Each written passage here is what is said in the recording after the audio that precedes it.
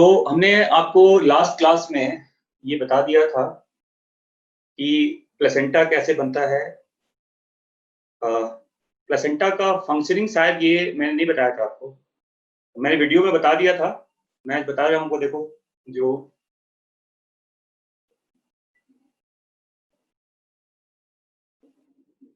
Function of placenta क्या होता है।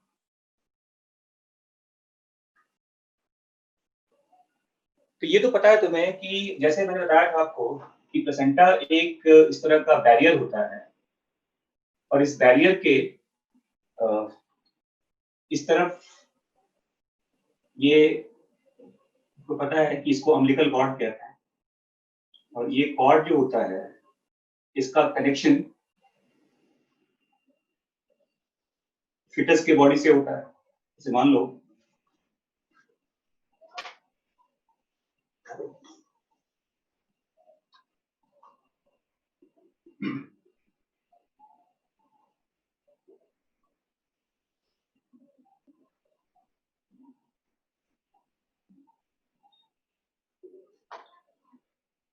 ये पूरा एक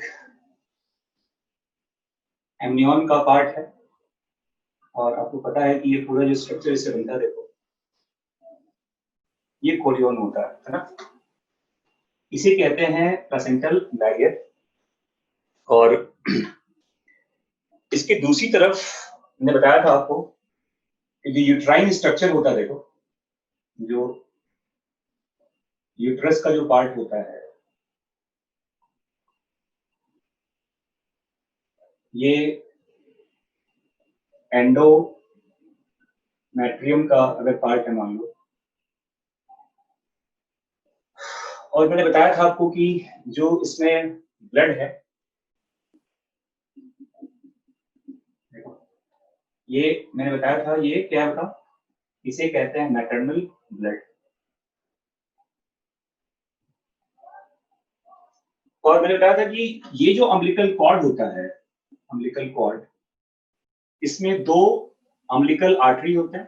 देखो इसे अम्बिलिकल आर्टरी कहते हैं, अम्बिलिकल आर्टरी, और बीच में एक अम्बिलिकल वेन होता है। ये बताया था मैंने आपको पहले भी। और ये एमनियन है, बाहर ये कोरियन है, और कोरियन का जो विलस होता है, विलाई होता है, देखो यहाँ पर ये इस तरह से जो एक स्ट्रक्चर बन रहा है ऐसे, ये कोरियन का पार्ट एक्चुअली। और ये पूरा जो स्ट्रक्चर यहाँ पे देख पा रहे हो, ये प्लेसेंटा का फ्यूज पार्ट एक्चुअली। तो जो मदर का ब्लड है, मैटरनल जो ब्लड होता है, वो प्लेसेंटा के बैरियर को क्रॉस करके बच्चे की तरफ आता है। मैंने कहा था कि umbilical cord carry 100% fetal blood. इसमें जो ब्लड फ्लो कर रहा है वो पूरी तरह से क्या होता है बताओ, ये फिटल ब्लड होता है। और जो प्लेसेंटा की दूसरी तरफ जो ब्लड है वो मदर का ब्लड होता है। अब क्वेश्चन यहाँ पर ये है कि प्लेसेंटा का रोल क्या है, हा? तो सबसे पहली बात, प्लेसेंटा कनेक्ट्स, ये किसको जोड़ता है बताओ। तो प्लेसेंटा जो प्लेसेंटा का कनेक्शन अम्बिलिकस से होता है। देखो ये फिटस है, इसे फिटस कहते हैं, ग्रोइंग फिटस है ये।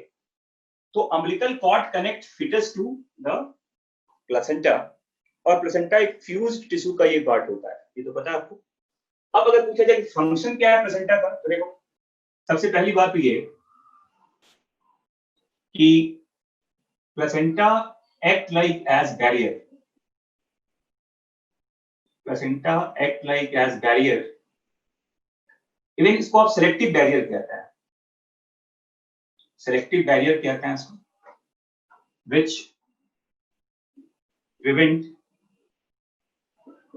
direct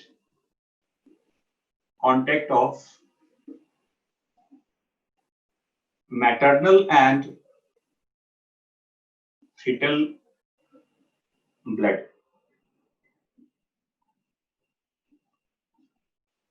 है ना। तो मदर का ब्लड प्रेशर आप जानते हो, अगर ये 120/80 के आसपास है जो उसका नॉर्मल ब्लड प्रेशर होता है, और फिटस का ब्लड प्रेशर कम होता है। तो फिटस का जो अपना ब्लड प्रेशर है और मदर का एक अपना ब्लड प्रेशर होता है, दोनों का एक डिफरेंशियल जो ब्लड प्रेशर है इसे मेंटेन कौन करता है? प्लेसेंटा, है ना।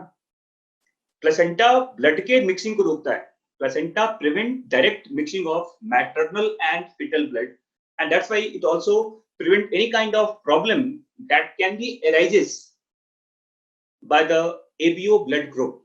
आपको पता है कि मदर का ब्लड ग्रुप कुछ और हो सकता है, बच्चे का ब्लड ग्रुप कुछ और हो सकता है, फिर भी किसी तरह का ब्लड ग्रुप मिसमैच का रिएक्शन नहीं होता। क्यों नहीं होता? क्योंकि जो प्लेसेंटा है वो ब्लड के हर चीज को फिटस में नहीं जाने देता, है ना। तो प्लेसेंटा क्या हो गया बताओ? एक सिलेक्टिव बैरियर होता है which also prevent any kind of blood group mismatch between the mother and fetus। तो पहला पार्ट तो ये हो गया। देखो, दूसरा मैंने कहा जो एबीओ ब्लड ग्रुप मिसमैच होता है, एबीओ ब्लड ग्रुप मिसमैच होने के जो चांसेस हैं वो भी नहीं होने देगा। मैं आरएच फैक्टर की बात नहीं कर रहा, मैं एबीओ ब्लड ग्रुप मिसमैच की बात कर रहा हूं जो नहीं होने देता प्लेसेंटा। क्लियर? इसके बाद देखिए नंबर 3, ये भी लिख लीजिएगा, placenta maintain differential blood pressure. Placenta maintain differential blood pressure, ये भी पता है आपको। नंबर 4 देखिए यहां पर अगर आप बात करेंगे हम, तो प्लेसेंटा एक तरह का, अगर मैंने कहा कि सेलेक्टिव बैरियर अगर है, तो जो गैसियस एक्सचेंज होता है, देखो फिटस के अंदर जो ऑक्सीजन का सप्लाई हो रहा है वो अम्बिलिकल वेन के थ्रू होता है। क्या रखना? अम्बिलिकल वेन कैरी क्या? Oxygenated blood, and umbilical artery carry D oxygenated blood. मतलब मदर के ब्लड का जो ऑक्सीजन है वो बच्चे में जा रहा है, फिटस में जा रहा है, किससे क्रॉस करके? प्लेसेंटा को क्रॉस करके जा रहा है ये। तो क्या बोलेंगे आप 4th पॉइंट में? प्रोसेस ऑफ गैसियस एक्सचेंज जो ऑक्सीजन का भी है और CO2 का भी होता है। तो बच्चा तो आपको पता है ये एक्वेटिक सिस्टम में बंद है पूरी तरह से। अगर देखा जाए तो फिटस जो होता है वो तो एक्वेटिक सिस्टम में बंद है। ये एमनियोटिक फ्लूइड है, देखो। तो एमनियोटिक फ्लूइड के अंदर बच्चा अगर पूरी तरह से एक तरह से स्विमिंग वाले स्टेज में होता है तो बच्चे को ब्रीदिंग कहाँ से मिलेगा, ऑक्सीजन कहाँ से मिलेगा? वो तो प्लेसेंटा से मिलना होता है। तभी कहते हैं कि at the time of pregnancy mother का मेटाबॉलिज्म थोड़ा फास्ट हो जाएगा, उसे ज्यादा ऑक्सीजन की जरूरत भी होती है क्योंकि उसी का ऑक्सीजन बच्चे में भी सप्लाई हो रहा होता है। तो क्या हो गया? Gaseous exchange. नंबर 5 देखिए, अब बच्चा जो फिटस ग्रो कर रहा है उसे भी न्यूट्रिशन की जरूरत होती है, उसे भी फूड सप्लाई की जरूरत है। तो फिटस तो डायरेक्टली कोई खाना खा नहीं रहा, तो मदर के ब्लड में जो मेटाबोलाइट्स अवेलेबल है, ग्लूकोज, अमीनो एसिड्स, फैट के कंपोनेंट्स, तो जो न्यूट्रिएंट का पार्ट मदर के ब्लड में होता है वो प्लेसेंटा को फिल्टर करके कहां पहुंचेगा? बच्चे में पहुंचेगा। तो क्या बोलेंगे आप? न्यूट्रिशन सप्लाई जो होता है अक्रॉस द प्लेसेंटा होता है, अक्रॉस द प्लेसेंटा कहता है ना। बहुत सारे ऐसे हार्मफुल डिजीजेस वगैरह भी होती हैं। ऐसा पॉसिबल है कि बहुत सारे ऐसे हार्मफुल एंटीजेंस हैं जो मदर के ब्लड में अवेलेबल है।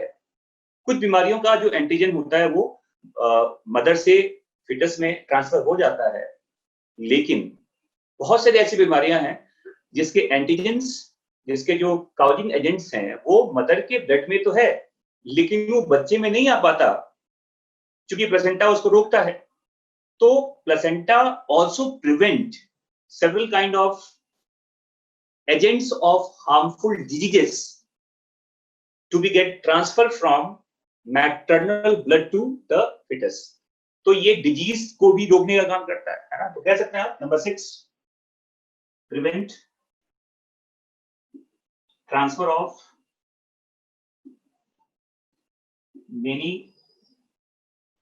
हार्मफुल एंटीजेंस ये एंटीजेंस क्या होता है, डिजीज के बारे में बताऊंगा आपको, फ्रॉम मदर टू फिटस, ये उसका रोल देखो। फिर क्या है, देखो number 7, placenta act as a endocrine gland. Placenta एक एंडोक्राइन ग्लैंड का भी रोल प्ले करता है, ध्यान रखिएगा इसको, और ये बहुत जरूरी है। प्लेसेंटा एक्ट लाइक एज, क्या बताओ, endocrine gland, because it secrete different types of hormones. ये मैंने आपको 11th क्लास में बताया था कि प्लेसेंटा एक तरह का एंडोक्राइन ऑर्गन भी है, जहां से कई तरह के हार्मोन का, क्या बताओ, सिक्रीशन है। व्हाट काइंड ऑफ हार्मोन, आप जानते हैं कि प्लेसेंटा से कई तरह के हार्मोन्स आते हैं। The most important hormone is progesterone, the estrogen, the HCG, the HPL, the HCS, यहां से रिलैक्सिन वगैरह का भी सिक्रीशन होता है, देखिए। तो placenta secrete several kinds of hormones. Placenta act like as endocrine gland, and that hormone is very much required to sustain the pregnancy. Pregnancy को सपोर्ट करने के लिए, प्रेगनेंसी को स्टेबलाइज करने के लिए ये हार्मोन बहुत ज्यादा इंपॉर्टेंट रोल प्ले करता है। इसके अलावा और भी कई सारे हार्मोन्स हैं, इवन कहते हैं जो थायरॉक्सिन वगैरह होता है ना, कॉर्टिसोल वगैरह होता है, इनकी भी जरूरत है प्रेगनेंसी को मेंटेन करने के लिए, बट उसके सोर्स कुछ और होता है। मैं किसकी बात कर रहा हूँ, प्लेसेंटा के हार्मोन्स की बात कर रहा हूँ। तो P for progesterone, E for estrogen, HCG human chorionic gonadotropin. देखो अब यहाँ पे मैं एक चीज बता दूं आपको कि आपके एनसीईआरटी में ऐसा लिखा गया है कि प्लेसेंटा से HCG आता है, ये मैंने यहाँ पे लिखा हुआ है, बट एक्चुअली HCG का सोर्स क्या है, ये होता है सिनसाइटोट्रोफोब्लास्ट, जो प्लेसेंटल पार्ट का प्रिकर्सर होता है। तो एक्चुअली में अगर पूछा जाए कि HCG का सोर्स क्या है, तो क्या बोलेंगे आप, वो होता है सिनसाइटोट्रोफोब्लास्ट, जो बाद में प्लेसेंटा के फॉर्मेशन में इन्वॉल्व होता है। बट आपके एनसीईआरटी में साफ साफ लिखा गया है कि HCG का सोर्स क्या बताओ, प्लेसेंटल सेल्स होता है। What is HCG, human chorionic gonadotrophin, and one more hormone is called HPL. HPL is called Hindustan Premier League, सही है आजी बच्चों। HPL is called,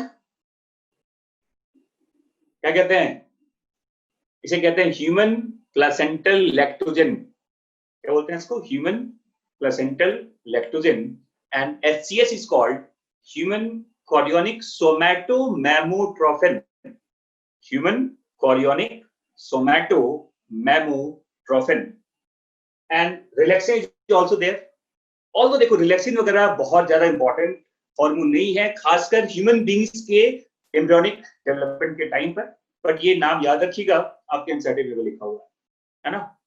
and the most important hormone is progesterone, because progesterone is called pregnancy maintaining hormone। याद रखना, progesterone का एक काफी important role होता है कि प्रोजेस्टेरॉन का लेवल अगर ठीक ठाक होगा तो ये मायोमेट्रियम के कॉन्ट्रैक्शन को रोक के रखता है, और अगर मायोमेट्रियम में कॉन्ट्रैक्शन नहीं होने देगा तो स्टेबलाइज करता है प्रेगनेंसी को। Question can be asked, why progesterone is called pregnancy maintaining hormone, तो क्या बताएंगे, because high level of progesterone inhibit myometrial contraction. क्या देखिएगा इसको, मायोमेट्रियल कॉन्ट्रैक्शन। तो प्रोजेस्टेरॉन का काम बताओ, ये मायोमेट्रियम के कॉन्ट्रैक्शन को रोक के रखता है, और ये बहुत जरूरी होता है प्रेगनेंसी को सपोर्ट करने के लिए। आज बच्चों समझ में आ गया। तो the most important hormone of placenta is called progesterone. अब देखो एक क्वेश्चन यहाँ पे पूछा जाता है आपके एग्जाम में या आपके गाइड में मिलेगा से लिखा हुआ कि अगर, और ये भी याद रखिएगा कि जो प्लेसेंटा का फंक्शनिंग होता है, functioning of placenta starts from 12th week of pregnancy. मतलब जब फर्स्ट ट्राइमेस्टर ऑलमोस्ट खत्म हो चुका है ना, बच्चा अपने 3rd मंथ को कंप्लीट कर चुका है, उस समय प्लेसेंटा अपने फंक्शनिंग को स्टार्ट करता है। फुल्ली फंक्शनल प्लेसेंटा की बात करेंगे हम, तो fully functional placenta starts, or we can say placenta starts their functioning in full phase from the 12th week of pregnancy. तो फर्स्ट ट्राइमेस्टर कहते हैं इसको, फर्स्ट ट्राइमेस्टर। ट्राइमेस्टर मतलब फर्स्ट, पहला तीसरा महीना।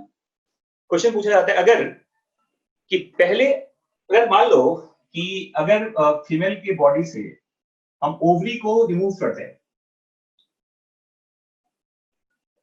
इन फर्स्ट ट्राइमेस्टर,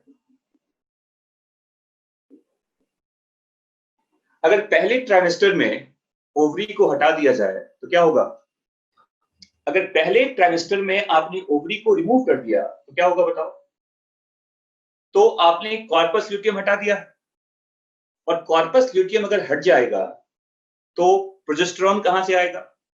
और प्रोजेस्टेरॉन अगर नहीं आएगा तो एबॉर्शन पक्का है।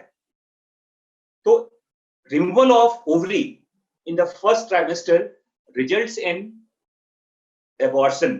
हाँ, अगर आप प्रोजेस्टेरॉन को बाहर से मेंटेन करें तो सपोर्ट हो सकता है, लेकिन आपने प्रोजेस्टेरॉन बाहर से दिया भी नहीं और क्या हटा दिया? ओवरी को। ओवरी के हटाने का मतलब है आपने क्या हटा दिया? Corpus luteum. और कॉर्पस ल्यूटियम अगर नहीं होगा तो प्रेगनेंसी सपोर्ट कैसे होगा? तो याद रखना, removal of ovary in the first trimester results in abortion. And if it is removed after first trimester, अगर आपने दूसरे ट्राइमेस्टर में या तीसरे ट्राइमेस्टर में आपने अगर क्या हटा दिया, ओवरी अगर हटा भी दिया तो इससे कोई दिक्कत नहीं आएगी, पहला बच्चा तो हो जाएगा ना। अगर दोनों ओवरी हटा दो अगर, तो क्या होगा बताओ? चुन्नू तो हो ही जाएगा, मुन्नू का पता नहीं फिर। क्यों? क्योंकि ओवरी नहीं है तो फिर एग कहां से आएगा?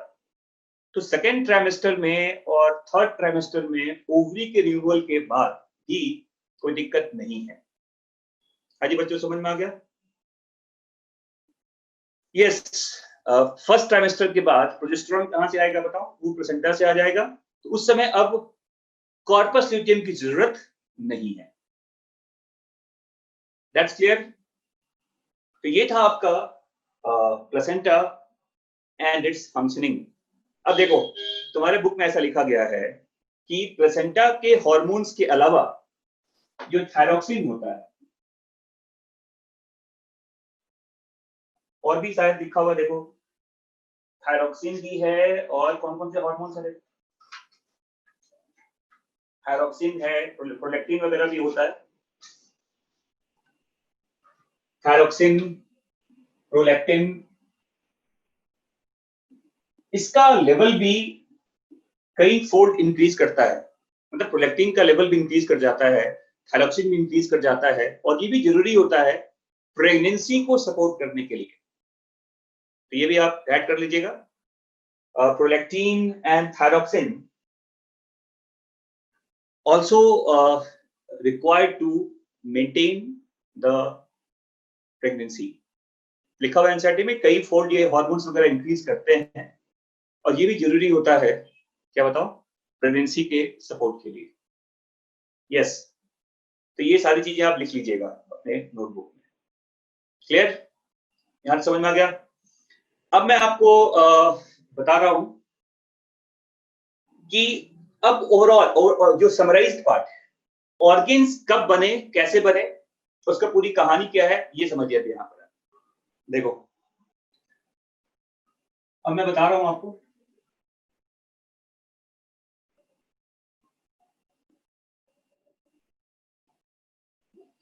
Summary of organogenesis genesis. अब मैं बता रहा हूँ समरी ऑफ ऑर्गेनोजेनेसिस। ये क्या है देखो यहाँ पर, यहाँ देखिए मैं बिल्कुल स्टार्ट से बता रहा हूँ आपको। जैसे अगर मान लो मैं बात करूं फर्टिलाइजेशन की,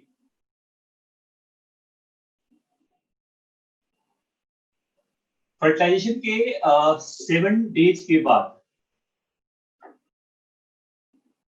क्या हुआ, इम्प्लांटेशन। सही है, ये तो पता आपको। इम्प्लांटेशन के 7 डेज के बाद, इम्प्लांटेशन के 7 डेज के बाद क्या लिखते हैं देखो, गैस्ट्रुलेशन कंप्लीटेड। गैस्ट्रुलेशन पूरा हो जाता है मतलब एक्टो मीजो एंडोडर्म का क्या होता है बताओ, फॉर्मेशन हो जाता है, मतलब फर्टिलाइजेशन के 14 डेज के बाद। क्लियर। इसके बाद देखिए गैस्ट्रुलेशन के 7 डेज मोर, 3 वीक हो गया देखो यहाँ पर, है ना। तो देखिए क्या क्या बनता है 7 दिनों के बाद, आप देखेंगे ऐसे एक टर्म यूज करते हैं न्यूरल प्लेट,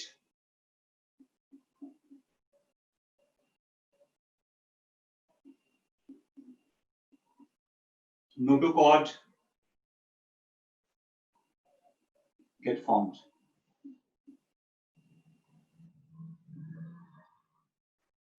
जैसे आप डायग्राम याद करो तो मैंने बताया था आपको, अगर मान लो ये ऐसा एक स्ट्रक्चर है, यहाँ पर ये प्रोकॉर्डल प्लेट बनता है, नीचे इसको प्रिमिटिव स्ट्रिक कहते हैं ऐसे,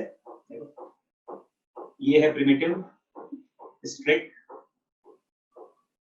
इसे कहते हैं प्रोकॉर्डल प्लेट, ये मैंने बताया था पहले आपको। और इसके बीच में इस तरह का एक स्ट्रक्चर बनता है देखो, इसे कहते हैं नोटोकॉर्ड। और इसी प्रिमिटिव स्ट्रिक के अपर पार्ट पे एक ऐसा ओपनिंग बनता है, इसी ओपनिंग को कहते हैं ब्लास्टोपोर। और इसी ब्लास्टोपोर से बाद में क्या होता है, एनएस का फॉर्मेशन होता है। समझ में आ रहा है। और यहीं से देखो जो एम्ब्रियोनिक मेसोडर्म होते हैं ये इसकी तरफ आता है, और यहाँ पर ये ऐसे कुछ स्ट्रक्चर बनता है देखो, इसको सोमाइट्स कहते हैं। यही सोमाइट बाद में वर्टिब्री बन जाता है, क्या बोलते हैं इसको, इसे सोमाइट कहा जाता है। सोमाइट ही बाद में क्या बनेगा बताओ, वर्टिब्री का फॉर्मेशन करता है। तो कहने का मतलब ये देखो कि सबसे जो फर्स्ट मैंने कहा न्यूरल प्लेट, नोटोकॉर्ड, क्योंकि आप तो कॉर्डेट्स हैं तो नोटोकॉर्ड किसके बीच में बनेगा, प्रोकॉर्डल प्लेट और स्ट्रिक के बीच में बनता है। मैंने कहा था कि हेड टेल एक्सिस डिसाइड हो जाता है इस तरह से, याद है ना, हेड टेल एक्सिस डिसाइड हो जाता है। 3 एम्ब्रियोनिक जर्म लेयर क्या हो गया, गैस्ट्रुलेशन का कंप्लीशन क्या है, गैस्ट्रुलेशन का मतलब बताओ, formation of 3 germ layer, ectoderm, mesoderm and endoderm. और उसी से अब ऑर्गन का क्या होता है formation, and that event is called organogenesis. हमारे बॉडी के जितने ऑर्गन्स हैं वो एक्टो के बने हैं, मीजो से बने, एंडो से बने हैं, या तो मिक्स पार्ट होता है ना। तो देखो न्यूरल प्लेट बन गया, नोटोकॉर्ड बन गया, और इसी न्यूरल प्लेट से फिर देखो 2 चीजें बनती हैं। एक पढ़ेंगे आप न्यूरल ट्यूब बनता है, और एक टर्म यूज करेंगे हम न्यूरल क्रेस्ट बनता है। और इसी न्यूरल ट्यूब से बनता है आपका ब्रेन और स्पाइनल कॉर्ड, और इसी क्रेस्ट से बनता है component of peripheral nervous system. तो देखो मैं क्या बोल रहा हूं, न्यूरल प्लेट से क्या बना, neural tube, neural crest, neural tube से क्या बन गया बताओ? Brain and spinal cord. और न्यूरल केज से क्या बन गया बताओ? Component of peripheral nervous system. और ये सारा चीज पूरा हो गया 3rd week after fertilisation. Clear? इसके बाद देखिए,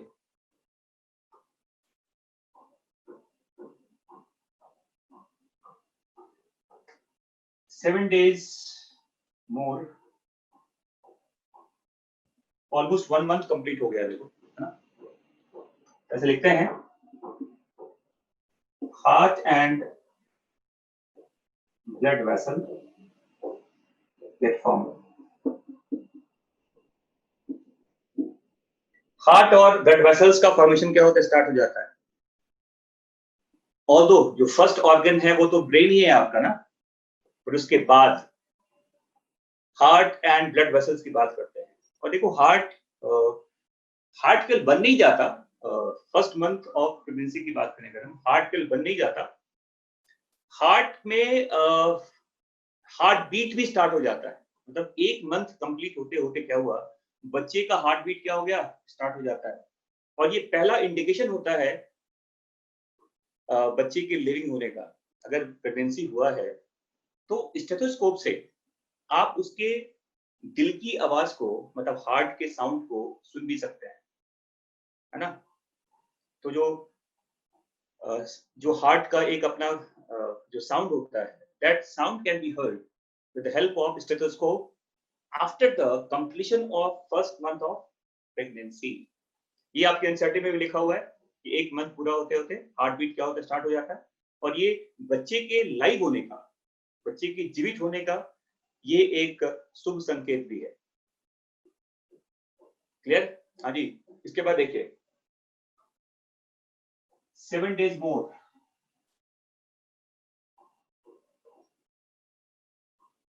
limb buds get formed।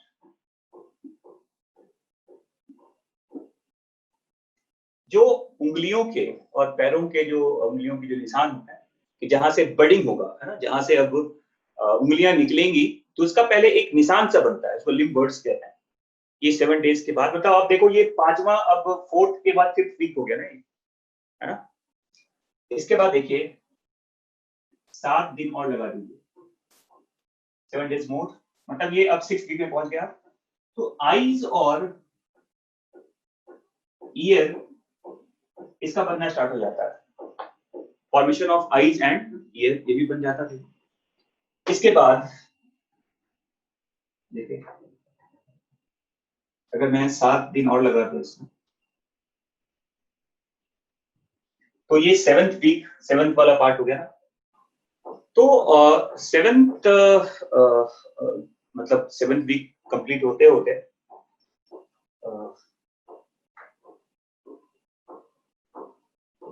Limbs appears. Limb birds जो लिम्स के जो पार्ट्स होते हैं, मतलब आप फिंगर वगैरह जैसे कहते हैं, मतलब उंगलियों के जो वो एपियर होने लगते हैं। और ऐसा लिखा है, तो देखो मैं पूरा सीधा लिख रहा हूँ। इवन जो 7th डेज और लगा दे अगर हम यहाँ पर, तो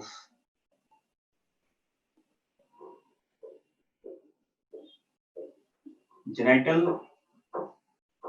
organs also develop। और देखो, जो 12th वीक की बात करेंगे हम, यहां से, मतलब यहां से फर्टिलाइजेशन से 12th वीक की बात करेंगे हम लोग, all major organs are formed. ये छोटे छोटे ऑर्गन्स बन जाते हैं। अभी तो पूरी तरह से डेवलप नहीं होगा, लेकिन सभी ऑर्गन्स का ऑलमोस्ट क्या बताओ, ये फॉर्मेशन हो जाता है। और तो कहते हैं 12 वीक कंप्लीट होते होते, है ना, मतलब फर्स्ट ट्राइमेस्टर कंप्लीट होते होते जितने भी मेजर ऑर्गन्स थे वो क्या हो गए? फॉर्म हो गए। क्लियर? या बिल्कुल, सबसे पहले हम बात करेंगे तो ब्रेन की बात करेंगे। ब्रेन सबसे पहले अपियर होता है, उसका अब पूरा ब्रेन थोड़ी बन जाएगा, बट अपियरेंस ऑफ ब्रेन सबसे पहले स्टार्ट होता है। ब्रेन एंड स्पाइनल कॉर्ड, उसके पहले भी बात करें तो नोटोकॉर्ड बन जाता है। हाँ, तो 12th वीक के बाद प्लेसेंटा का फंक्शनिंग क्या हुआ, स्टार्ट हुआ। क्लियर? और देखो इस 12 वीक के कंप्लीट होने के बाद जो जो 16 से 28 वीक का टाइम होता है आफ्टर फर्टिलाइजेशन, तो यहां लिखते हैं। अब ये भी देखो, इसी पार्ट को जब ये सारे ऑर्गन्स बन जाते हैं, अब कहते हैं एम्ब्रियो, क्या नाम दिया हमने, फिटस कहते हैं। अभी तक वो एम्ब्रियो का पार्ट था। फिटल पार्ट, जो फिटस वर्ड यूज करते हैं, ये तब यूज करते हैं जब सारे ऑर्गन्स क्या होते हैं, फॉर्म कर जाते हैं। तो 16 से 20 वीक जब पूरा हो गया तो फिटल मूवमेंट स्टार्ट हो जाता है।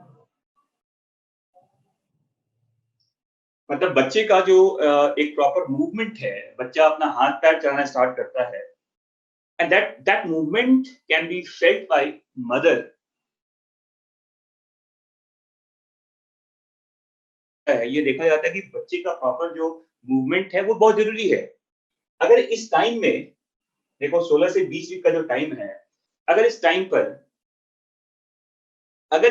पर मूवमेंट ना हो, तो इसके मूवमेंट ना होने का दो कारण हो सकता है। एक तो कारण यह देखो कि एम्नियन का जो फ्लूइड है, एमनियोटिक फ्लूइड का अमाउंट कम हो चुका है, उसमें फ्लूइड की कमी है, या फिर बच्चे का डेथ हो चुका है, तो ही कारण हो सकता है। देखो तो 16 से 20 वीक के अंदर फिटल मूवमेंट बहुत जरूरी होता है, ये समझने के लिए कि बच्चा बिल्कुल तंदुरुस्त है, फिटनेस बिल्कुल अच्छे स्टेज में है, और उसका प्रॉपर डेवलपमेंट हो रहा है। समझ में आ गया? फिर देखिए, अगर इसमें बताऊं मैं आपको अब कि 26 वीक, मतलब ये हो गया, देखो ऑलमोस्ट 7th मंथ का ही जो पार्ट हो गया है।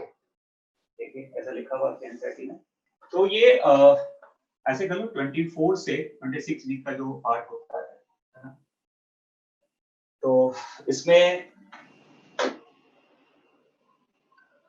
लिखा हुआ है कि जो आई लिड्स जो होते हैं ये ओपन कर जाता है ना। इसके अलावा लिखा हुआ है fine body hairs appearance of hair on the head, है ना। सॉरी, ये तो 5th मंथ में होता है। 5th मंथ में हेड पे 5th मंथ मतलब ये वाला पार्ट हो गया ना। 5th मंथ तो ये हो गया 20 वीक के आसपास, हेयर्स ऑन हेड कहते हैं। बॉडी हेयर की बात करें अगर हम,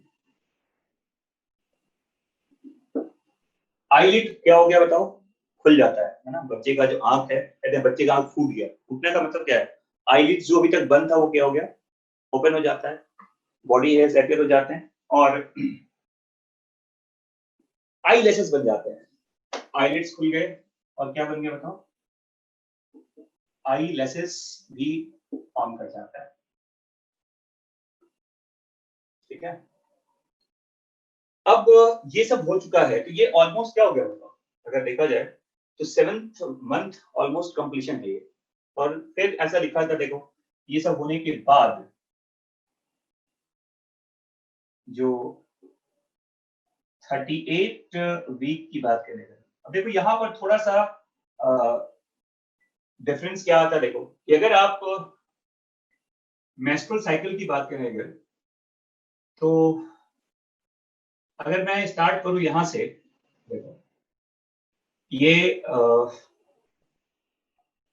जैसे मान लो ये मेंस्ट्रुअल साइकिल का ये पार्ट था, तो ये जो टाइम है देखो फर्टिलाइजेशन से लेके, देखो अगर मान लो यहाँ पर फर्टिलाइजेशन हुआ है तो ये 14 डेज का ये टाइम लेता है यहाँ पर, है ना। तो लास्ट मेंस्ट्रुअल साइकिल से अगर आप इसको देखेंगे आप, तो ये जो टाइम होगा अगर यहां से काउंट करोगे तो ये आएगा 48 वीक ओवरऑल। ये अब देखो बुक में तुम्हारा जो लिखा हुआ है कि प्रेगनेंसी को वो काउंट कहाँ से करता है, बुक में ऐसा मेंशन किया गया कि प्रेगनेंसी वो काउंट यहीं से कर लेता है। ये पूरा का पूरा जो टाइम है, एक से बनने से लेकर, एक के बनने से लेकर पूरा का पूरा जो बर्थ का पूरा जो पार्ट है, तो अगर पूछा जाए कि लास्ट मेंस्ट्रुअल साइकिल से लेके, देखो ऐसा देखिए, लास्ट मेंस्ट्रुअल साइकिल से लेके एक बना, फर्टिलाइज हुआ, तो यहां से अगर काउंट करेंगे लास्ट मेंस्ट्रुअल साइकिल से, लास्ट ब्लीडिंग जब से हुआ था उसके बाद से लेके, तो ये टाइम कितना होगा, ये टाइम आएगा 48 वीक। लेकिन अगर आप काउंट करेंगे कहां से बताओ, आफ्टर फर्टिलाइजेशन, फर्टिलाइजेशन के बाद तो ये 14 डेज कम हो जाएगा, तो ये 38 वीक हो जाता है। तो दो टाइम पूछा जाता है कि कंप्लीट टाइम ऑफ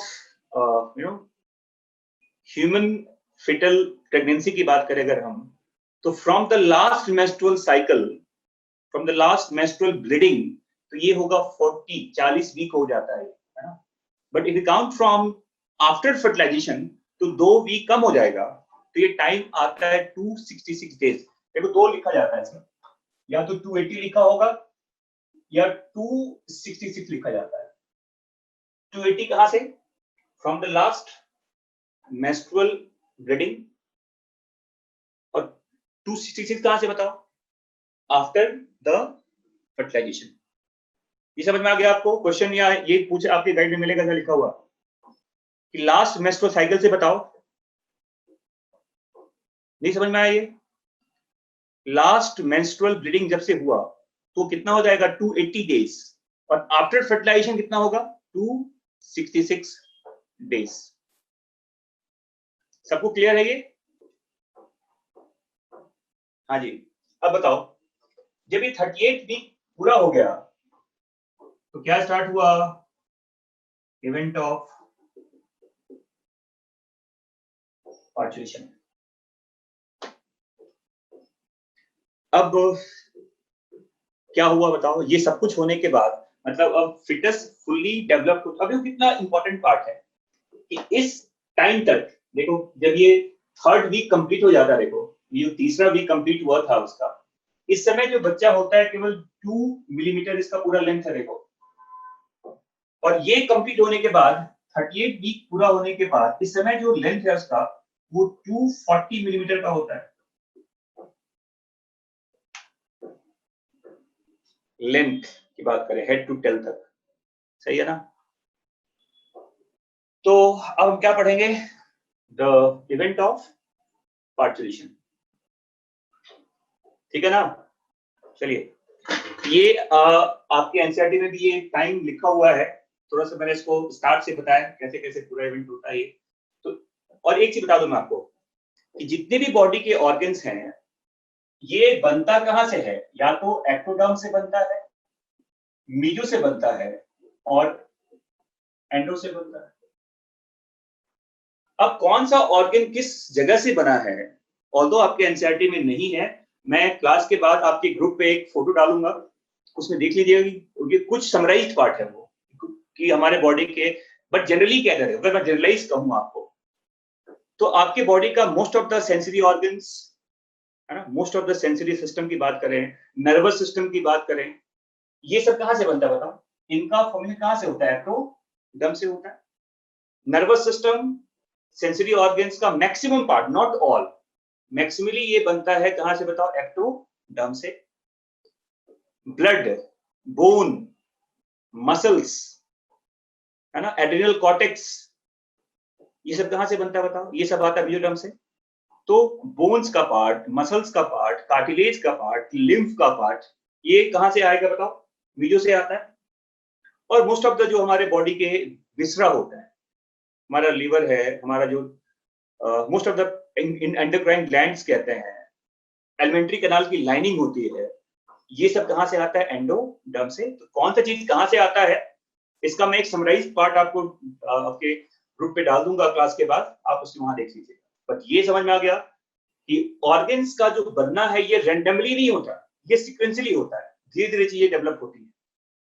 और मैंने कहा कि 12 वीक तक तो पूरा ऑर्गन बन जाता है, उस ऑर्गन का फर्दर एक डेवलपमेंट है जो पूरा चलता रहता है। और एक बार जब फिटस फुल्ली डेवलप हो चुका है, तो फुल्ली डेवलप्ड फिटस और जो प्लेसेंटा होता है, ये दोनों अब एक इनिशिएशन करता है, बताओ किसका? पार्चुरेशन का। तो हम अब पढ़ेंगे इवेंट ऑफ पार्चुरेशन। अब मैं बता रहा हूं आपको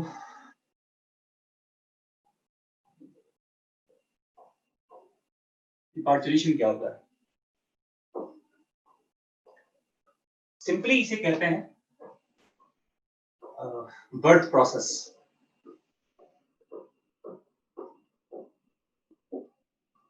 इसे बर्थ प्रोसेस कहा जाता है ना। और जैसा कि लिखा हुआ है एनसीईआरटी में भी कि पार्चुरेशन एक कॉम्प्लेक्स न्यूरो एंडोक्राइन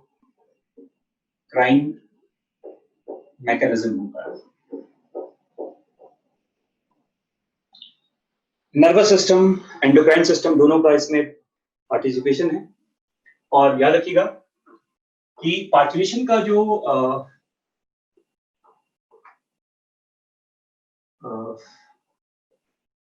इनिशिएशन है, इनिशिएशन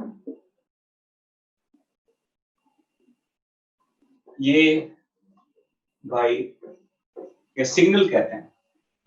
सिग्नल इनिशिएशन जो होता है वो by fully developed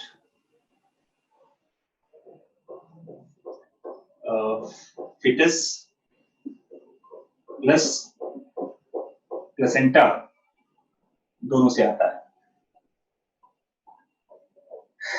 signal of जो इजेक्शन का जो सिग्नल है, तो सिग्नल इनिशिएशन जो होता है वो कहां से आता है बताओ? वो फुल्ली डेवलप्ड फिटस से। और कहां से आता है बताओ? प्लेसेंटा से आता है। क्लियर? अब क्वेश्चन यहां पर ये है कि ये सिग्नल क्या है ना? एक ही बता दूं आपको कि जो प्लेसेंटा है और जो फुली डेवलप्ड फिटस का जो हाइपोथैलेमस होता है, यहां से एक हार्मोन आता है सीआरएच, सीआरएफ या इसको सीआरएच भी कहते हैं। कुछ यहां से भी आता है, बट मोस्ट ऑफ द जो सीआरएफ होता है, कॉर्टिकोट्रॉफिक रिलीजिंग फैक्टर, या इसको आप कॉर्टिकोट्रॉफिक रिलीजिंग हार्मोन भी कहते हैं, ये प्लेसेंटा से बल्क में आता है। प्लेसेंटा से इसका अमाउंट काफी ज्यादा इंक्रीज कर जाता है। और याद रखना इसको, इस सीआरएफ को और सीआरएच को क्लॉक ऑफ पार्चुरेशन भी कहते हैं।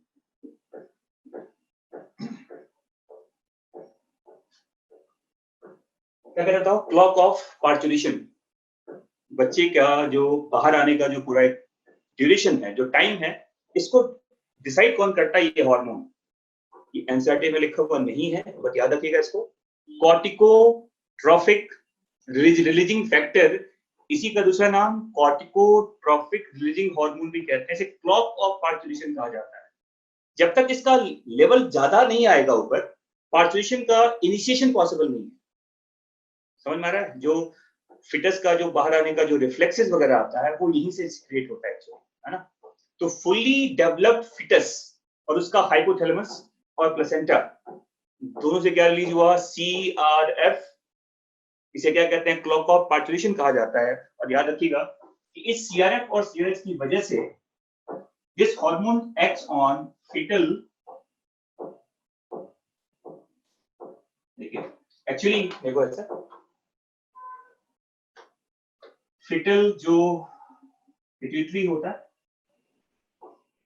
ग्लैंड, और इस ग्लैंड से हार्मोन बनता है एसीटीएच, एड्रिनो कॉर्टिकोट्रॉफिक हार्मोन। और इसकी वजह से क्या होगा? देखो, जो फिटल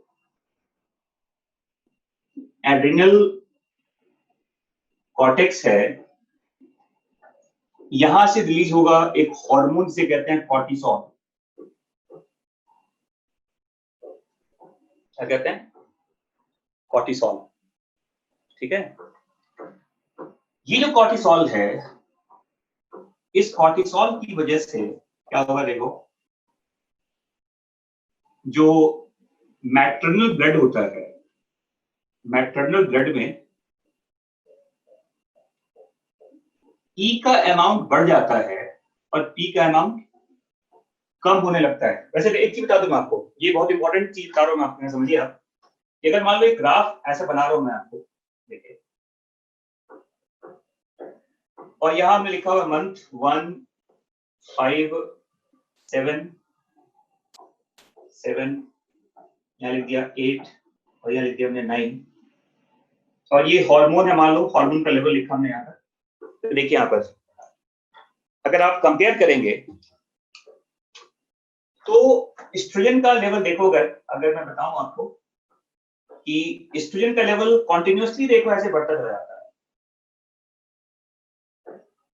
देखिए 9 मंथ तक अगर देखिए तो एस्ट्रोजन का लेवल कॉन्टिन्यूसली बढ़ता जा रहा है। बट प्रोजेस्टेरोन की बात करें तो देखिए प्रोजेस्टेरोन का लेवल ज्यादा तो होता है, 7th मंथ तक इसका अमाउंट ज्यादा है, बट 7th मंथ के बाद से ही प्रोजेस्टेरोन का लेवल थोड़ा घटना स्टार्ट हो जाएगा। ये थोड़ा या तो कांस्टेंट हो गया और घटता है, और फिर 9 मंथ आते आते इसका लेवल क्या हो गया बताओ, ये डाउन हो जाता है। तो देखिए ये है ग्राफ इसका, बताओ एस्ट्रोजन का, और इसका ये किसका ग्राफ है, प्रोजेस्टेरोन का। तो देखिए हो क्या रहा है, एस्ट्रोजन का लेवल बढ़ता जा रहा है और पी का लेवल क्या हो रहा है बताओ, घटता जा रहा है। ये बहुत इंपॉर्टेंट यार, ये क्वेश्चन आ चुका है एग्जाम में पहले कि ई का लेवल क्या होगा, बढ़ेगा, और पी का लेवल क्या होगा। ओवरऑल क्या बोलेंगे आप, ओवरऑल क्या हुआ, ई by P increases.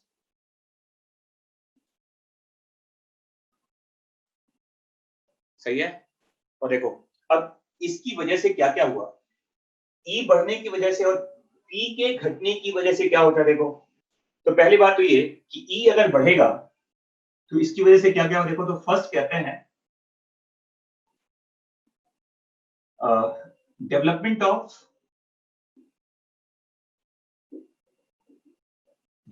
Of oxytocin receptor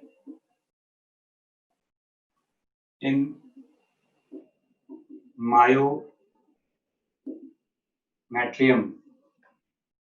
Number 2,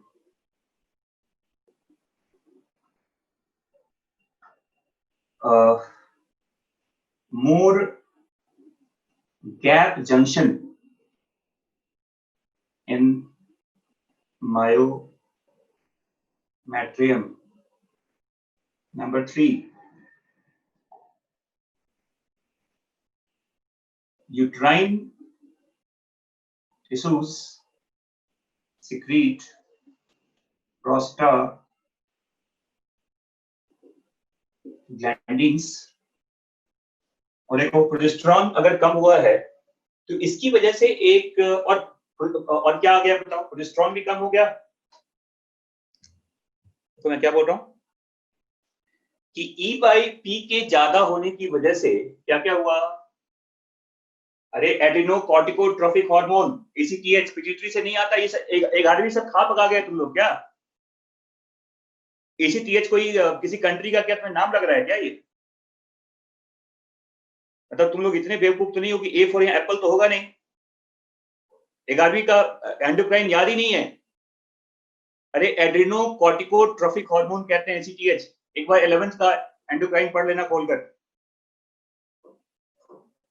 तो मैंने क्या बताया कि ई बढ़ने से और पी के घटने से क्या हुआ, development of oxytocin receptor in myometrium. और देखो सेकंड पार्ट क्या हुआ, मोर गैप जंक्शन इन मायोमेट्रियम। थर्ड क्या हुआ, यूट्राइन टिश्यूज सिक्रीट प्रोस्टाग्लैंडिन्स। आवाज नहीं आ रही है,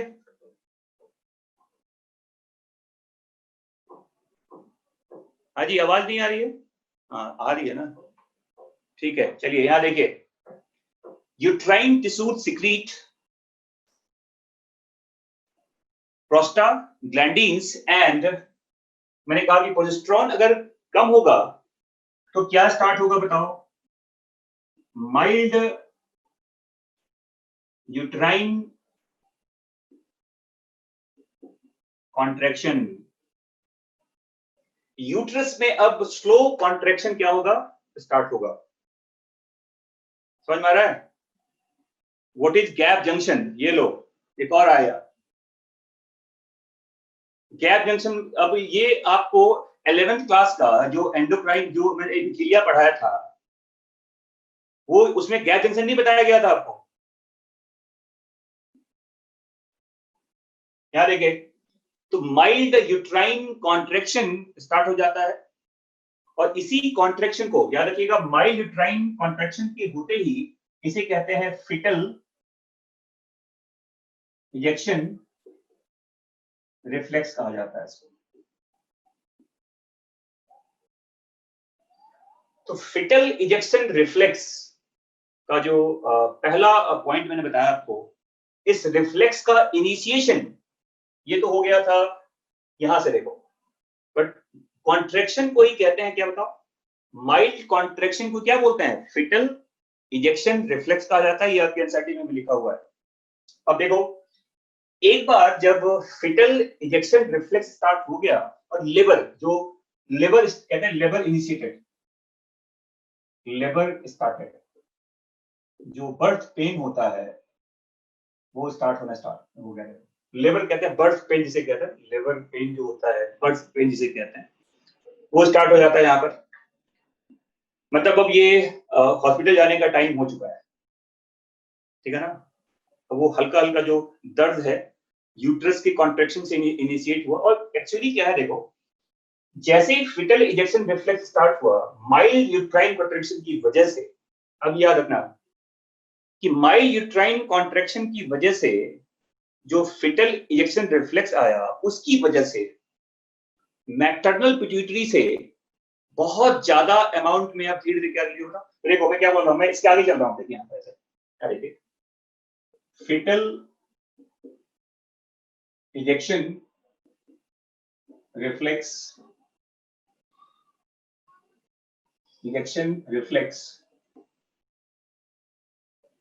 trigger release of oxytocin from maternal pituitary gland।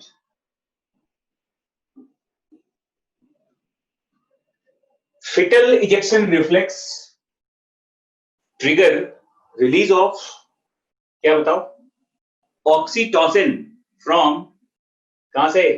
Maternal pituitary gland से, ठीक है ना? और इसकी वजह से क्या हुआ देखो, अब यहाँ देखिए ऐसे पिक्चर करूं, यहाँ पर ऐसा मोर रैपिड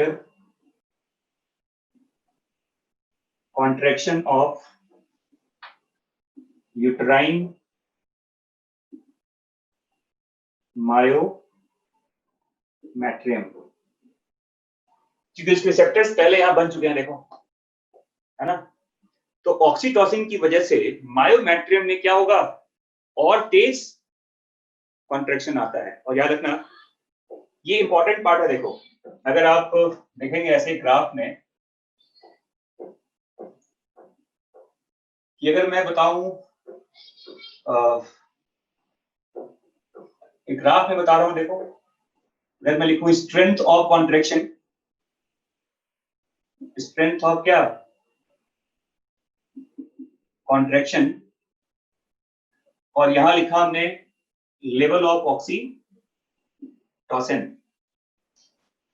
तो ये ग्राफ देखो ऐसे चलता है,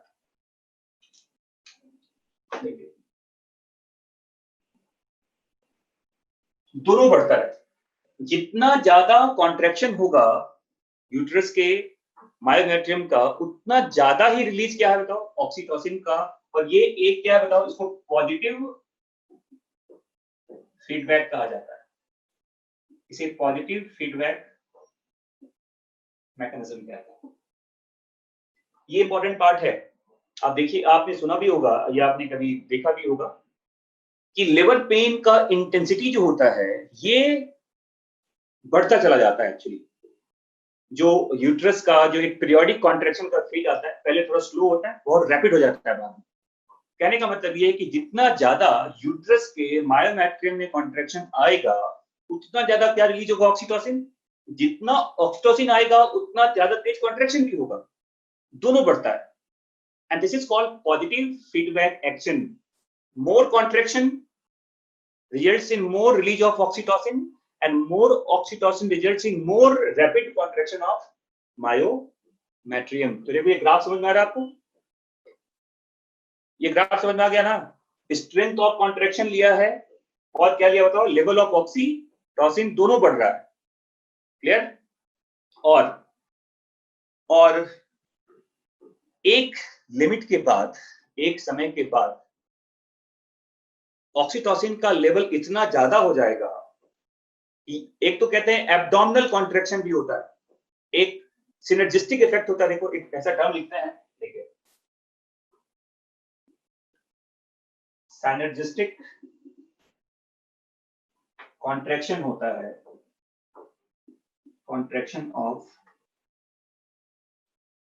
मायोमेट्रियम प्लस एब्डोमिनल मसल। देखो मायोमेट्रियम तो स्मूथ मसल होता है, और एब्डोमेन के जो मसल्स होते हैं ये स्मूथ का भी पार्ट है और ये स्केलेटल का भी पार्ट होता है। तो डॉक्टर्स या जो नर्सेज वगैरह होती हैं, वो ये सजेस्ट करते हैं कि आप अपना भी एफर्ट लगाइए, अपने एब्डोमेन में कॉन्ट्रैक्शन आप इनिशिएट करो। ये ज्यादा अच्छा होगा नेचुरल बर्थ के लिए, पार्चुरेशन के लिए। जब तक कॉन्ट्रैक्शन की इंटेंसिटी नहीं बनेगी, एक प्रॉपर कॉन्ट्रैक्शन अगर नहीं होगा, तो नॉर्मल बर्थ पॉसिबल नहीं है। फिर आप जानते हैं नेचुरल बर्थ अगर नहीं है तो आप इंड्यूस बर्थ की बात करेंगे, फिर आप वो तो सिजेरियन बर्थ हो जाता है फिर, है ना?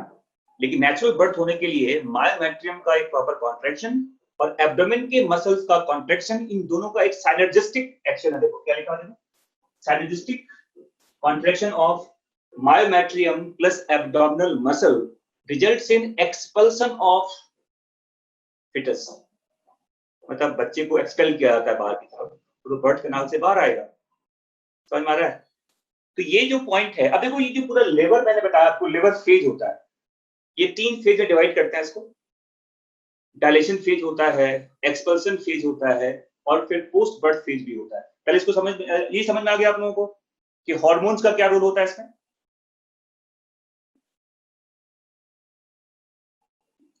हाँ जी बच्चों, ये समझ में आ गया पूरा?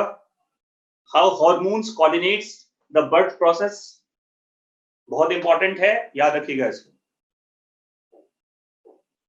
ठीक है, चलिए मैं आपको अब इसके आगे बता रहा हूं कि कैसे होता है लेबर का पूरा पूरा जो ड्यूरेशन है, इसे कैसे डिवाइड करते हैं। देखिए तो इसको बिठाओ यहाँ पर। अब फिर से एक बार समराइज कर देता हूं बच्चों, एक बार समराइज कर देता हूं मैं आपको। मैंने क्या बताया कि parturition is called, simply it is called birth process. Clear? It is initiated by fully developed fetus and the placenta। Signal initiation कहां से होता है? fully developed fetus से, और कहां से बताओ? प्लेसेंटा से। क्योंकि दोनों से पहले एक हार्मोन आता है, उसे कहते हैं CRF और CRH, बट मोस्टली ये कहां से आता है बताओ? ये प्लेसेंटा से आता है। प्लेसेंटा यहाँ बहुत ज्यादा इंपॉर्टेंट रोल प्ले करता है, और इस प्लेसेंटा के हार्मोन की वजह से ही मैंने क्या कहा कि CRF is called clock of parturition कहते हैं। अगर इस हार्मोन को डिले किया जाए तो पार्चुरेशन डिले हो सकता है, और ये जल्दी अगर ज्यादा हो गया, पहले भी बर्थ हो सकता है ना? कई बार सुना होगा कि टाइम के पहले बर्थ हो गया, तो उसका जो क्लॉक डिसाइड करता है वो क्या बताओ? ये CRF भी होता है। अगर किसी को 2, 4, 5, 10 दिन डिले करना है प्रेगनेंसी को, तो ये किया जा सकता है, इसको ऑल्टर कर दीजिए, इसके लेवल को ऑल्टर कर दीजिए आप। ठीक है, तो देखो हाँ 5-10 दिन हो सकता है, ऐसा नहीं कि आप 2020 में नहीं 2021 में करेंगे। अभी आज कोरोना का साल है, इसमें बच्चा पैदा नहीं होगा, ऐसा नहीं करेंगे। 2, 5, 10 दिन ऊपर नीचे किया जा सकता है इसको। क्लियर? फिर देखो फिटल, अब ये एक्ट कहां करेगा? फिटल पिट्यूटरी ग्लैंड पे, तो क्या रिलीज होगा बताओ? ACTH, एड्रिनो कॉर्टिकोट्रोफिक हार्मोन, और इसका एक्शन कहां पे होगा? फिटल एड्रिनल कॉर्टेक्स पे, और क्या रिलीज होगा? कॉर्टिसोल। इस कॉर्टिसोल की वजह से E/P रेशियो बढ़ जाता है, E बढ़ता है, P घट जाता है, और इसकी वजह से क्या हुआ? मैंने क्या लिखा देखो, डेवलपमेंट ऑफ ऑक्सीटोसिन रिसेप्टर, कहां बताओ? इन मायोमेट्रियम। सेकंड क्या बताओ? मोर गैप जंक्शन डेवलप कहां हो गया? मायोमेट्रियम में। थर्ड क्या हुआ? Uterine tissue secrete prostaglandins, progesterone कम हो गया, ये सिक्रीट हो गया, तो इसकी वजह से क्या होगा बताओ? Mild uterine contraction, and that is called fetal ejection reflex कहते हैं इसको। Because of that reflex, maternal pituitary gland secrete what? A good amount of oxytocin, and that oxytocin initiate more powerful contraction of myometrium. आप जानते हैं oxytocin is called birth hormone कहा जाता है इसको, पता है आपको ना? तो मायोमेट्रियम में जब कॉन्ट्रैक्शन आएगा तो ये एक पॉजिटिव फीडबैक इंड्यूस करता है, और ये ज्यादा अमाउंट में क्या रिलीज कराएगा? और ऑक्सीटोसिन।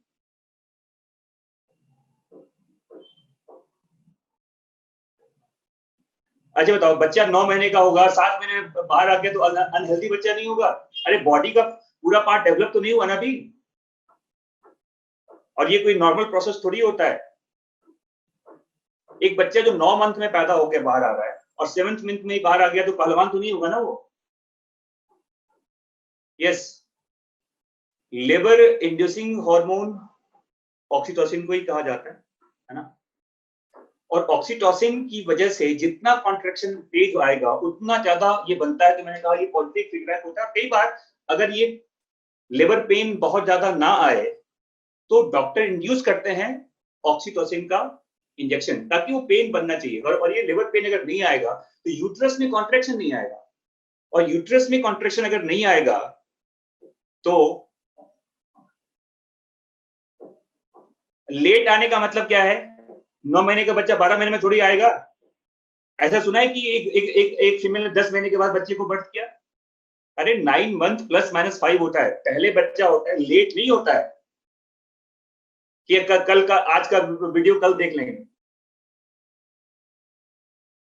कभी सुना है कि बच्चा, आदमी का बच्चा पैदा हुआ 12 महीने में? हाथी का बच्चा 18 महीने में पैदा होता है, आदमी का बच्चा 9 महीने में पैदा होता है नॉर्मली, और 5-10 दिन ऊपर नीचे होता है, इससे कोई ज्यादा दिक्कत नहीं होती। हाँ, अगर 7 महीने में बच्चा पैदा हो गया, ऑब्वियस सी बात है ग्रोथ उसका प्रॉपर नहीं होगा, लेकिन बच्चा जिंदा रहता है। अमिताभ बच्चन 7th मंथ का बॉर्न है, कितना लंबा चौड़ा है देखो, लेकिन बचपन में वो भी बहुत ज्यादा हेल्दी नहीं था। समझ में आ गया? बाकी जब, हाँ, तो 5-6 दिन लेट होने से तुम्हें क्या लगता है कि बच्चा और आधा किलो बढ़ जाएगा क्या? अरे डेवलप हो चुका है, हार्मोनल प्रॉब्लम है, हार्मोन का इंडक्शन अभी नहीं हुआ। बाकी 500 रुपए देना, बगल में एक गायनेकोलॉजिस्ट डॉक्टर होंगे तुम्हारे घर के पास, उनसे पूछना जाकर कि क्या प्रॉब्लम हो जाता है। ठीक है, तो यहाँ देखो, तो ये समझ में आ गया आपको? अब मैं आपको बता रहा हूं कि लिवर का जो पूरा ड्यूरेशन, उसको 3 फेज में डिवाइड करते हैं, उसका मतलब क्या है यहाँ समझिए। तो जो लिवर फेज होता है, इसके 3 पार्ट्स हैं देखिए।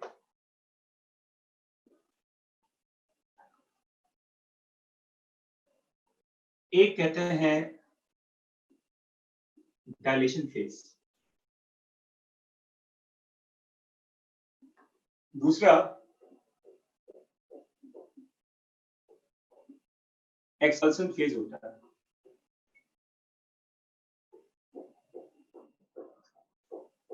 और तीसरा प्लेसेंटल फेज कहते हैं, और इसको आफ्टर बर्थ फेज भी कहा जाता है। ठीक है, फर्स्ट फेज डायलेशन फेज है, ये लंबा टाइम है, देखो मे बी 10 to 12 आवर्स, ये 20 घंटे तक भी जा सकता है। ये 30 मिनट्स टू 60 मिनट्स के बाद करते रहता है, और ये भी 10 to 20 मिनट्स तक हो सकता है।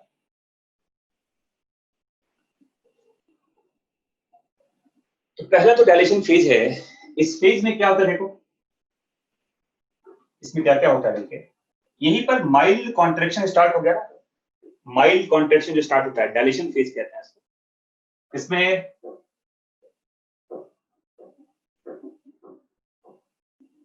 रप्चरिंग ऑफ एमनियन कहा जाता है, एमनियन रप्चर करता है, जो एमनियोटिक फ्लूइड होते हैं comes out through the vaginal opening,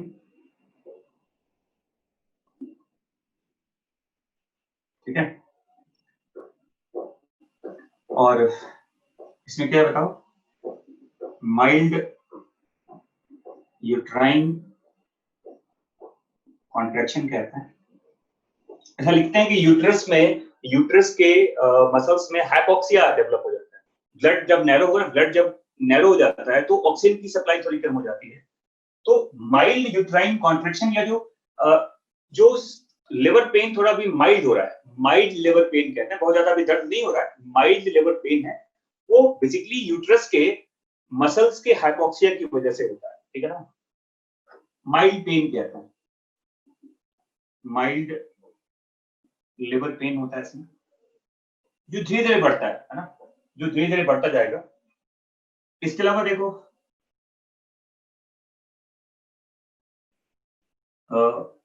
release of relaxin, ये भी याद रखिएगा, ये भी हार्मोन ओवरी से आता है, प्लेसेंटा से भी आता है एक्चुअली रिलैक्सिन वगैरह। और डायलेशन ऑफ कहते हैं सर्वाइकल ऑस, या सर्वाइकल जो स्फिंक्टर होता है, या ऐसे देखो dilation of cervical and vaginal tube या कैनाल। और पहले तो रिलैक्सेशन होता है, relaxation of cervical sphincter. Sphincter क्या करेगा बताओ, उसके जो रिलैक्स कर जाता है उसका स्फिंक्टर, एमनियन रप्चर करता है, एमनियोटिक फ्लूइड बाहर आना स्टार्ट हो जाता है, बर्थ कैनाल थोड़ा सॉफ्ट हो जाएगा, वो थोड़ा वो आप कह सकते हैं थोड़ा सा ग्लैंड मतलब म्यूकस वाला पार्ट वहां ज्यादा आ जाता है। रिलैक्सिन की वजह से क्या होगा बताओ, जो सर्वाइकल स्फिंक्टर्स होते हैं वो क्या हो जाता है, रिलैक्स करने लगता है। और ये सब होने के बाद देखिए, अब कहते हैं एक्सपल्सन होता है, देखो और इसमें एक और लिख लेना,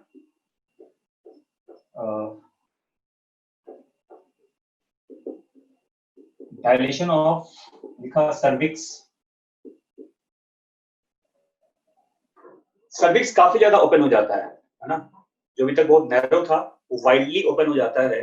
और फिर देखो एक्सपल्सन फेज कहते हैं, अब बच्चा फंडिक पार्ट ऊपर से कॉन्ट्रैक्शन स्टार्ट होता है, basically fundic part of uterus से कॉन्ट्रैक्शन चलता है और वो बच्चे को नीचे पुश करता रहता है। नीचे की तरफ कॉन्ट्रैक्शन का तेज नहीं है, फंडिक पार्ट की तरफ से कॉन्ट्रैक्शन ज्यादा तेज क्रिएट होता है, वो बच्चे को पुश करेगा, है ना।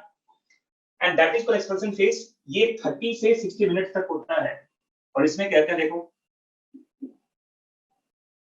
Stretching of cervical and vaginal जो कैनाल होता है ये ज्यादा होता है, ज्यादा स्ट्रेच करता है ये। और इसी सर्वाइकल इस स्ट्रेचिंग की वजह से ज्यादा तेज पेन भी होता है, एक्सट्रीम लिवर पेन जिसे कहते हैं। इस फेज में लिवर पेन का इंटेंसिटी काफी ज्यादा होता है और इसका मेन कारण क्या है, रिलैक्सिन क्या करता है बताओ, ये रिलैक्स करता है जो कार्टिलेज वगैरह होते हैं, जो पिविक सिम्फाइसिस वगैरह होता है ना, उसके कार्टिलेज को ये क्या करता है बताओ, रिलैक्स करता है। सॉफ्टनिंग की बात है, उसे सॉफ्ट किया जाता है, ठीक है ना। तो stretching of cervical and vaginal canal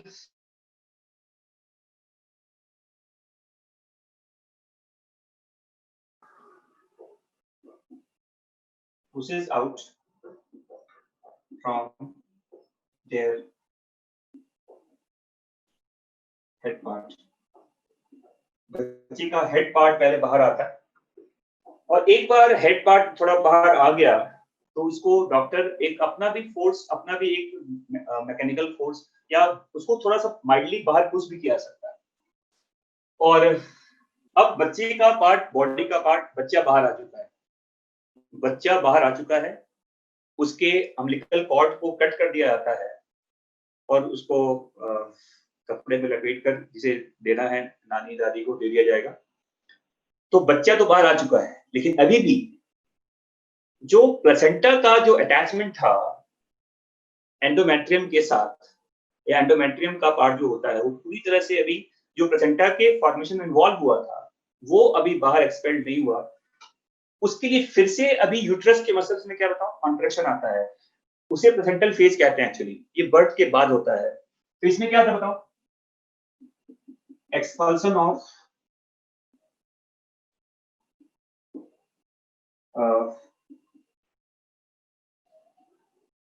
placental tissues. तो ये बर्थ के बाद भी चलता रहता है कुछ समय तक, जिसमें प्लेसेंटा के पार्ट को एक्सपेल कर दिया जाता है, बाहर निकाल दिया जाता है, और ये नेचुरल बर्थ है। क्या कहते हैं इसको, नेचुरल बर्थ कहते हैं। कई बार क्या होता है कि पेन डेवलप नहीं हुआ, 24 घंटे वेट कर लिया, फिर भी इंटेंसिटी ऑफ लेबर पेन नहीं आ रहा है। उसके कई कारण हो सकते हैं। एक तो ये कि यूट्रस के मसल्स का उतना ज्यादा स्ट्रांगली बिहेव नहीं कर रहा है ना, यूट्रस का मसल्स बहुत ज्यादा स्ट्रांगली बिहेव नहीं कर रहा, उसमें कॉन्ट्रेक्शन प्रॉपर नहीं हो रहा है, या फीमेल्स के बॉडी में ऑक्सीटोसिन का अमाउंट नहीं है। और ऐसे केस में फिर काफी समय वेट करने के बाद सिजेरियन बर्थ करते हैं कि जो अब अपने आप नहीं हो रहा है उसको बाहर एक्सपेल किया जाएगा। हाँ, नॉर्मली हेड से आता है, 100 में से 95 केस में, 99 केस में हेड ही बाहर आता है। अगर पैर बाहर आने लगे तो ये बच्चे के लिए डेथ का कारण भी बन सकता है, क्योंकि पैर बाहर आएगा तो कई बार उसके अम्बिलिकल कॉर्ड वगैरह भी बच्चे के नॉट्स बन जाते हैं गले के आसपास, उससे भी डेथ होने के चांसेस बनते हैं। तो ये पहले देख लिया जाता है कि बाहर आने के कगार पे क्या है, हेड, मोस्टली हेड ही बाहर आता है। ब्रीच बर्थ कहते हैं, ब्रीच बर्थ, अगर पैर बाहर आने लगे तो उसको अब फिर तुरंत सिजेरियन बर्थ के लिए उसे ले जाया जाएगा, क्योंकि पैर से बाहर आना ये बहुत कुछ प्रॉब्लम क्रिएट कर सकता है। हाँ, तो इसी को उल्टा पैदा होना कहते हैं। उल्टा पैदा हो कैसे होते हैं, जैसे सीधा पैदा होता है, अरे ये नॉर्मल बर्थ नहीं है, एबनॉर्मल बर्थ कहते हैं इसको। और उल्टा पैदा नहीं होने दिया जाता, उससे पहले कि बच्चा उल्टा पैदा हो उसको सिजेरियन करके बाहर निकाला जाएगा। नॉर्मली वो बाहर नहीं आ पाएगा, और ये डॉक्टर को समझ में आ जाता है कि बच्चे का पैर बाहर आ रहा है या बच्चे का सर पहले बाहर आ रहा है। 99% केस में सर ही बाहर आता है, ठीक है। और अगर डॉक्टर ने इसको बाहर निकाल दिया, यूट्रस से निकाल दिया सीधा, वो सिजेरियन बर्थ कहते हैं। और आज के टाइम पर 10 में से मान के चलो कि 6 या 5 या 6 से 7 केस सिजेरियन का ही पैदा होता है, क्योंकि आज मैरिजेस इतनी जल्दी नहीं हो रही, लेट मैरिजेस हो रहे हैं। पहले 15, 16, 17, 18 साल में शादियां होती थी, 25 साल में फैमिली प्लानिंग कंप्लीट हो जाता था, तो यूट्रस के मसल स्ट्रांगली बिहेव करते थे। अब आज के टाइम पर मैरिजेस हो रहे हैं 29-30 ईयर्स में, यूट्रस तो ऐसे ही कमजोर हो जाता है, तो कहां से उतना तेज कॉन्ट्रैक्शन आएगा। तो आज के टाइम पर लेट मैरिजेस की वजह से most of the birth caesarean है। एक तो लेबर पेन को लोग झेलना नहीं चाहते, लेबर पेन बहुत ज्यादा होता है, लड़कियों को पता है कि लेबर पेन बहुत ज्यादा हो रहा है, होने वाला है, उसके पहले ही हाथ खड़े कर दिए कि नहीं मुझे तो पेन की तरफ जाना ही नहीं है, तो गो फॉर सिजेरियन बर्थ। या मजबूरन भी है कि कॉन्ट्रैक्शन हो ही नहीं पा रहा उतना तेज, तो लेट मैरिजेस एक मेन कारण है सिजेरियन बर्थ का। और एक अगर बच्चा सिजेरियन पैदा हुआ, पहला बच्चा, तो 99% चांस है कि दूसरा बच्चा भी क्या होगा, सिजेरियन ही पैदा होगा। क्लियर? तो ये था आपका, कोई साइड इफेक्ट नहीं है सिजेरियन का। सिजेरियन का बताओ, डॉक्टर ने बाहर निकाल दिया, सिजेरियन का साइड इफेक्ट क्या, मदर को रहना पड़ेगा हॉस्पिटल में। अरे सर्जरी होता है, स्टिचेज पड़ते हैं, वो तो मदर के लिए पेनफुल है ना, बच्चा तो बाहर आ ही गया है। और जो चीज नेचुरली होना चाहिए, ऑब्वियस सी बात है, वो ज्यादा अच्छा होता है। तो डॉक्टर पहले ट्राई करते हैं कि नॉर्मली हो जाए, अगर नहीं हुआ तो सिजेरियन करना पड़ेगा। नेक्स्ट प्रेगनेंसी फिर सिजेरियन ही होगा। ऐसे थोड़ी कि आज बच्चा पैदा हुआ और अगले दिन से फिर से प्रेगनेंसी हो जाएगा क्या, हॉस्पिटल में ही दूसरा बच्चा हो गया फिर से। ऑस स्फिंक्टर का कोई रोल नहीं होता पार्चुलेशन में। अरे बताया तो बेवकूफ। सर्वाइकल स्फिंक्टर क्या होता है, सर्वाइकल ऑस ही तो कहते हैं उसको। एकदम तुम लोगों का किडनी खराब हो गया है। अरे सर्वाइकल ऑस ही तो कहते हैं उसको, स्फिंक्टर को। यहाँ लिखा हुआ नहीं है सर्वाइकल स्फिंक्टर, ये देखो क्या लिखा हुआ, ये देखो स्फिंक्टर लिखा हुआ यहाँ पर, ये रिलैक्स कर जाता है। ठीक है, तो बच्चा पैदा हो गया, हैप्पी बर्थडे हो गया। अब आप लोग मिठाई खाइए जाकर घर पे और खुशी मनाइए। तो नेक्स्ट क्लास में मैं आपको बताऊंगा लैक्टेशन के बारे में थोड़ा सा। तो अगली क्लास में आधे घंटे में चैप्टर ये खत्म हो जाएगा और फिर स्टार्ट करेंगे आपका रिप्रोडक्टिव हेल्थ वाला चैप्टर। आदि बच्चों, कहानी समझ में आ गया?